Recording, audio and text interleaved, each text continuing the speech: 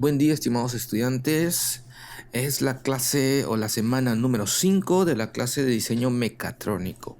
Vamos a ver un poco de sensores, vamos a ver alguna terminología y diferentes cosas. Bueno, primeramente, el término sensor se refiere a un elemento que produce una señal relacionada con la cantidad que se está midiendo. Por ejemplo, en el caso de un elemento para medir temperatura mediante resistencia eléctrica, la cantidad que se mide es la temperatura y el sensor transforma una entrada de temperatura en un cambio en la resistencia. Con frecuencia se utiliza el término transductor en vez de sensor. Sin embargo, un sistema de medición puede utilizar transductores además de sensores en otras partes del sistema para convertir señales de forma dada en otra distinta. Un sensor o transductor es análogo si ofrece una salida que sea análoga y de esta manera cambia de forma continua y por lo general tiene una salida cuyo tamaño es proporcional al tamaño de la variable que se está midiendo. El término digital se emplea cuando los sistemas ofrecen salidas que son digitales por naturaleza. Por ejemplo, una secuencia de señales encendido-apagado, principalmente que arroja un número cuyo valor se relaciona con el tamaño de la variable que se está midiendo. Los primeros elementos que vamos a ver son los sensores inteligentes, ¿ok? ¿A qué se refiere esto? Algunos sensores vienen combinados con su acondicionamiento de señal, todo en el mismo paquete. Sin embargo, tal sensor aún requiere más procesamiento de datos y no obstante es posible tener el sensor y el acondicionamiento de señal combinados con un microprocesador en el mismo paquete.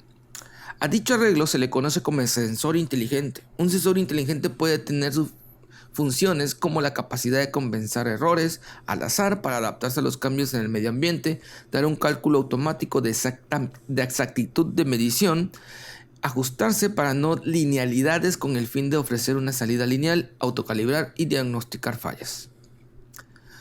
Y bueno, la terminología del funcionamiento, podemos nosotros analizar algunos términos que se emplean para definir el funcionamiento de los traductores y con frecuencia el de los sistemas de medición como un todo. Por ejemplo, el intervalo de extensión, que este intervalo en un traductor define los límites entre los cuales puede variar la entrada. La extensión es el valor máximo de la entrada menos el valor mínimo. Por ejemplo, una celda de carga utilizada para medir fuerzas podría utilizarse y tener un intervalo de 0 a 50 kilonewtons o una extensión de 50 kilonewtons. Número 2. Un error. El error es la diferencia entre el resultado de una medición y el valor verdadero de la cantidad que se mide. Y aquí tenemos nosotros la fórmula, por decirlo de alguna manera. El error es igual al valor medido menos el valor real. Así, si un sistema de medición marca un valor de temperatura, por ejemplo, de 25 grados centígrados, cuando el valor real de la temperatura es 24 grados centígrados, el valor es más 1 grado centígrado. Si la temperatura real afuera fuera de 26 grados, entonces el error sería de menos 1 grado centígrado. El sensor puede producir un cambio en la resistencia de 10.2 ohms cuando el cambio verdadero debió de ser de 10.5 ohms, por ejemplo, y el error en ese ejemplo sería de menos 0.3, de 10.2 a 10.5 ohms en una resistencia. La exactitud es el grado hasta el cual un valor producido por un sistema de medición podría estar equivocado. Es, por lo tanto, igual a la suma de todos los errores posibles más el error en la exactitud de la calibración del transductor. Por ejemplo, si la exactitud de un instrumento para medir temperatura se especifica como un valor de más menos 2 grados centígrados, la lectura en el instrumento estará entre más 2 y menos 2. Ese es como el intervalo en el cual va a estar trabajando, en el cual va a estar el valor real. Es común expresar la exactitud como un porcentaje de salida a intervalo total o como una desviación en escala total. El término desviación en escala total se originó cuando la salida de los sistemas de medición se presentaban casi siempre en una escala circular o lineal. Por ejemplo, la especificación de exactitud de un sensor sería de más o menos 5% de la salida en escala total. Si el rango del sensor fuera de 0 a 200 grados, entonces puede expresarse que la lectura dada esté entre más 10 y menos 10 grados centígrados de la temperatura real. Va a tener un intervalo en eso, sacando el 10% del valor de 0 a 200, que son 10 grados en este caso. La sensibilidad es la relación que indica cuánta salida se obtiene por unidad de entrada, es decir, salida entre entrada. Por ejemplo, un termómetro de resistencia puede tener una sensibilidad de 0.5 ohms por cada grado centígrado de variación.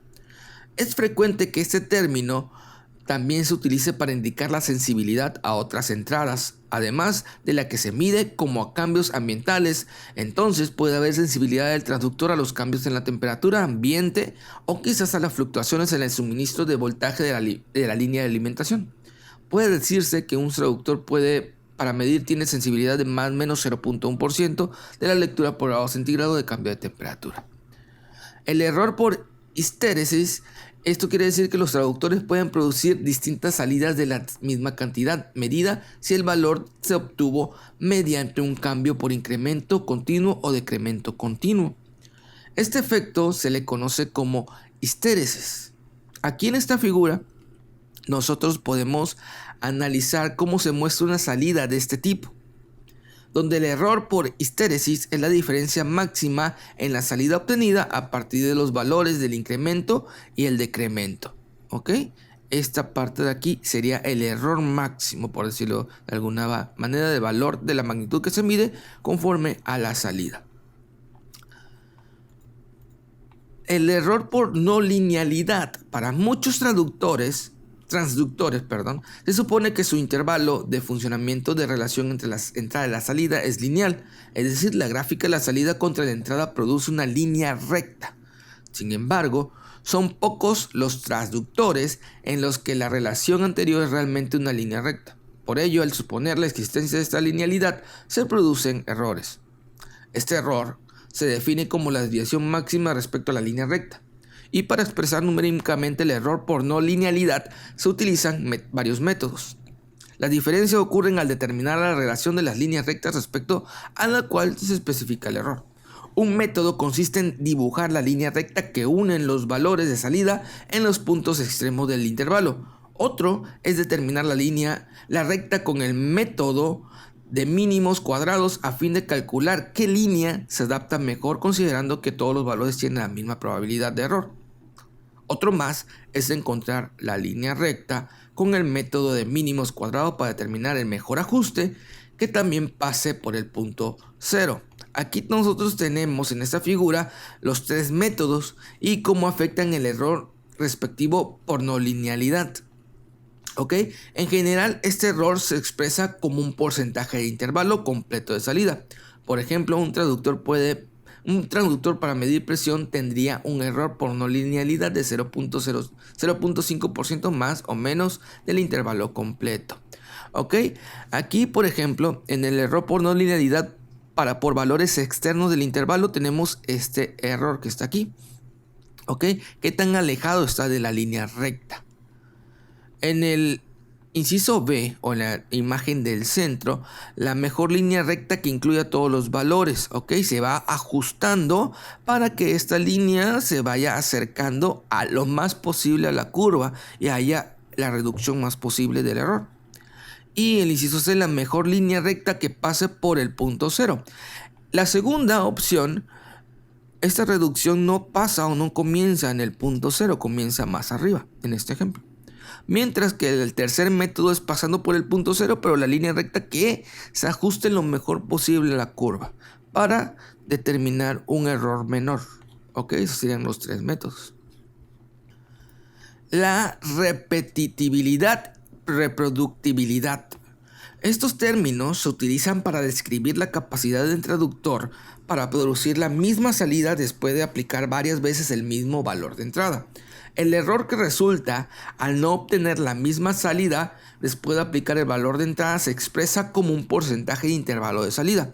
Y aquí tenemos la fórmula, la repetibilidad. Aquí me comí una TI.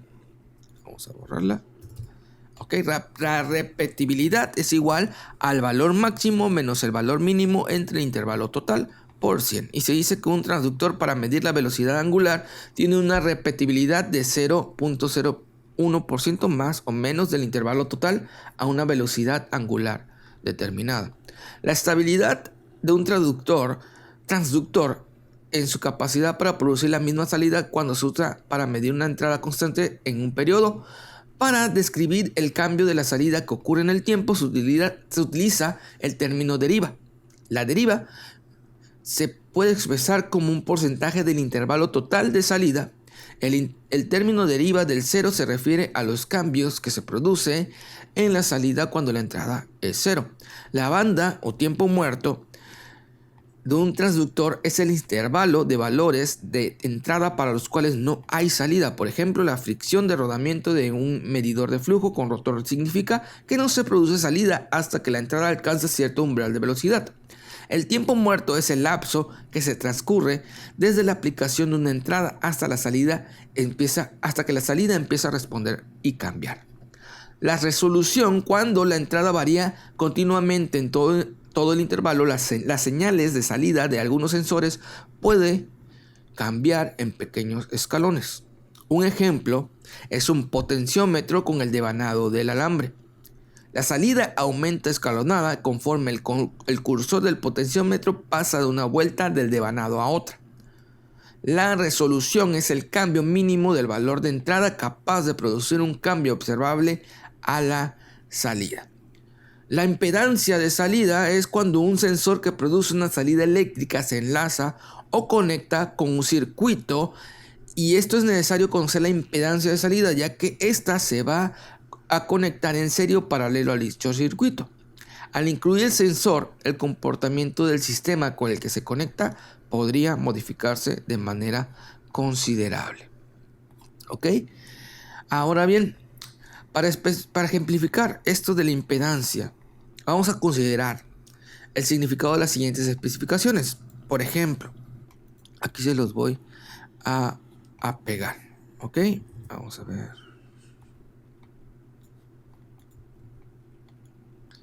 Por ejemplo, si yo tengo estas especificaciones, donde yo tengo, estos son las especificaciones de un transductor de presión de galgas extensométricas. Intervalos de 70 a 1000 kilopascales, de 2000 a 70.000 kilopascales. El voltaje de alimentación de 10 volts de corriente directa o corriente alterna RMS. Salidas a intervalo total de 40 milivolts. No linealidad e histéresis de un intervalo de más menos 0.5% de salida a intervalo total. Intervalo de temperatura de menos 54 grados centígrados a más 120 grados centígrados en operación. Y deriva del cero térmica del 0.030% de salida a intervalo total grados centígrados. ¿Ok? El intervalo anterior indica que el traductor sirve para medir presiones que van desde los 70 a los 1000 kilopascales o los 2000 a los 70.000 kilopascales. Para operar requiere una fuente de alimentación que nos dé 10 volts de corriente directa o corriente alterna RMS y que produce una salida de 40 milivolts. Cuando la presión en el intervalo inferior es 1000 kilopascales y cuando es de 70.000 kilopascales en el intervalo superior. La no linealidad y la histéresis puede producir errores de más menos 0.5% de 1000, es decir, más o menos el 5% de 1000 serían, el 0.5% de 1000 sería 5 kilopascales. Es la histéresis que puede haber del error. En el intervalo inferior también va a ser de más o menos 0.5% de 70.000, o sea, es decir, más o menos de 350 kilopascales en el intervalo superior. Este traductor se puede utilizar entre menos 54 hasta más 120 grados centígrados de temperatura. Y cuando la temperatura cambia de 1 grado centígrado, la salida del traductor correspondiente a una entrada cero cambia en 0.030% de 1000, o sea, un 0.3 kilopascales en el intervalo inferior y un 0.030% de 70.000, o sea, 21 kilopascales en el intervalo superior. ¿Ok? Esos serían los significado de las especificaciones de un traductor de presión. Así, genérico, por decirlo de alguna manera. Nosotros vamos a considerar características estáticas y dinámicas en los sensores. ¿Ok? Las características estáticas son los valores obtenidos cuando se presentan condiciones de estado estable. Es decir, valores obtenidos una vez que el transductor se asienta después de recibir cierta entrada. Y la terminología anterior se refiere a este tipo de estado. Las características dinámicas aluden al comportamiento entre el momento en que cambia el valor de entrada y el tiempo en que el valor dado por el transductor logra su valor de estado estable. Las características dinámicas se expresan en función de la respuesta del transductor a entradas con determinadas formas. Por ejemplo, en una entrada tipo escalón, la entrada cambia bruscamente de 0 a un valor constante. Por eso es escalón, el aumento es instantáneo. En una entrada tipo rampa, la entrada se modifica constante, tiene una pendiente constante que va subiendo el impulso. O en una entrada senoidal con una frecuencia determinada. ¿Ok? La primera parte que vamos a ver en estas características va a ser el tiempo de respuesta. El tiempo de respuesta es el tiempo que transcurre después de aplicar una entrada constante. Por ejemplo, una entrada de escalón hasta que el traductor produce una salida correspondiente a un porcentaje especificado, como el 95% del valor de la entrada. Y aquí lo podemos ver en esta gráfica.